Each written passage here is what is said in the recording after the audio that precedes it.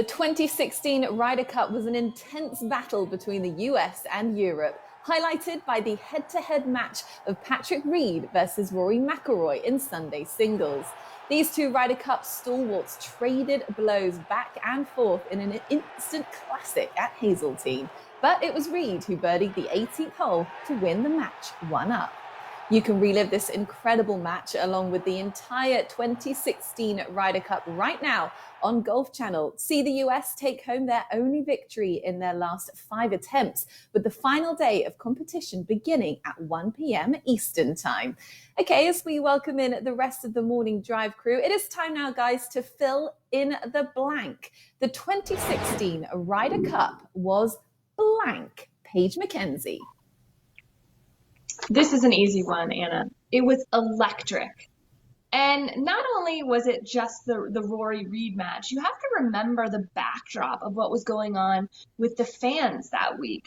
Danny Willett's brother, I don't know if you remember this, he had put out something on social media criticizing the American fans, talking about how awful they were and how, just lame, I guess, that they could have been rude. And that's exactly what they were. Ultimately, the American fans lived up to everything Danny Willett's brother had said and written about. And so there was some animosity in the air already. And then you throw in the Reed and the Rory match, and it became just explosive. So electric is the way I would describe it.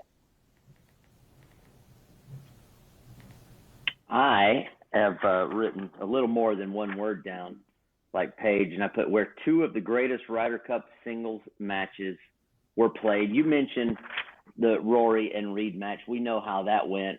Rory lost one down. It showed how mentally tough Reed was. I've never seen golf played like that for the first 9 holes, and it overshadowed possibly a better match. Not as I guess electric, to use your word, Paige, but a match where Phil made 10 birdies and 1 bogey. Sergio made 9 birdies, no bogeys. Had you counted concessions, they both shot 63 and ended up having the match. That was a match that should have gone down in history and got overshadowed. It was just a great week of golf, Damon. Love how you guys accentuate the positive, eliminate the negative, but it was supposed to be a turning point for the U.S. team, and I don't think that it was, considering what happened in 2018. You look at 2016 on its own, a wonderful display of golf for the U.S., but that followed the debacle in 2014, and then what followed after 2016 was the debacle in Paris, where, most memorable were maybe the press conferences that followed in Scotland when Phil Mickelson threw Tom Watson under the bus, and then in 2018 you had the whole Patrick Reed issue about who he was supposed to play with. So I still think that there are some institutional issues with this United States team, Anna, that wasn't necessarily fixed and cured by the great play by the U.S. in 2016. No, we thought it would be a real kick-on for the US team, but they weren't quite able to follow that up in Paris. But I think the 2016 Ryder Cup for me was rookies versus vets. I mean, half of Darren Clarke's team was made up of rookies. And of course, rookies aren't novices. They're extremely experienced and often established winners right now. But it's hard going into an away match as a rookie. And you saw it, Paige, you mentioned it with Dan's brother, that all sorts of issues before the tournament even began, in 0-3 all week. Andy Sullivan had an absolute shocker in the morning foursome. Rory McIlroy, he was 0-2 all week. Matt Fitzpatrick 0-2. Chris Wood just played twice, lost in the singles. Cabrera Bello and Thomas Pieters, by the way, were brilliant. But then also when it came to the stalwarts, Martin Keimer and Lee Westwood, they put 1 point on the board for Europe during 7 matches between them. So they just couldn't get it going in Hazeltine. And I think having so many rookies on that team played a big part in that. But let's move on to our second fill in the blank, guys. In your opinion, the team who will have more success in the Ryder Cup over the next decade is who, Damon Hack? Tell you what, rinse and repeat. It's Europe. I don't know how they do it with this underdog mentality, but you mentioned it. They've won 4 of 5. And I also just think that the core is stronger. When I look at Rory McIlroy, Jon Rahm, and Tommy Fleetwood over the next decade, I give it an edge to say over Justin Thomas, Tiger Woods, and Brooks Koepka, in part because Tiger and Brooks, we don't know the state of their health over the next decade. I think it's Europe. They're better at match play. They've proven that over the last couple of decades. Recency bias is there, but also the results are there. It's been Europe for the last decade, and I believe it'll be Europe, Paige, going forward.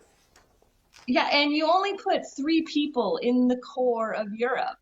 And I think that kind of leads to a problem with the European team is they are aging, and we are going to see some turnover in the next several years. If you look back to 2018's team, there's going to be 5 players in 2021 2020 when the Ryder Cup's ultimately being played this fall that are over the age of 40. I think there's going to be turnover, and for that reason, I'm siding with the United States team because I like the turnover that's coming on the U.S. team. There's a couple aging players on the U.S. team too that might be new faces because of it, and I like the faces of Patrick Cantlay and Xander Schauffele. I like what's coming for the United States team.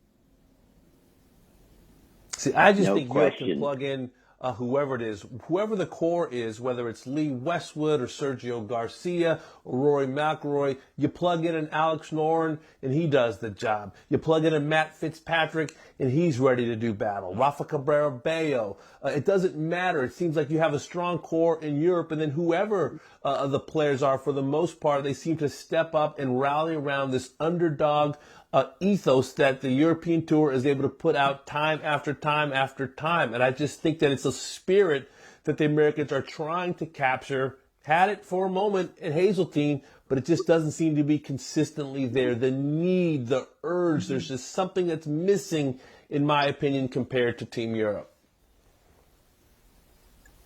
Yeah, I'm with you, Dave and Hack. I'm flying the flag for Europe because it just seems like they've just found the formula. And this is interesting to me. Since 1983, and it's the first year really that the Ryder Cup became truly competitive, when you look at the singles matches, USA has accumulated 108.5 singles points against Europe's 107.5. So extremely tight in the singles.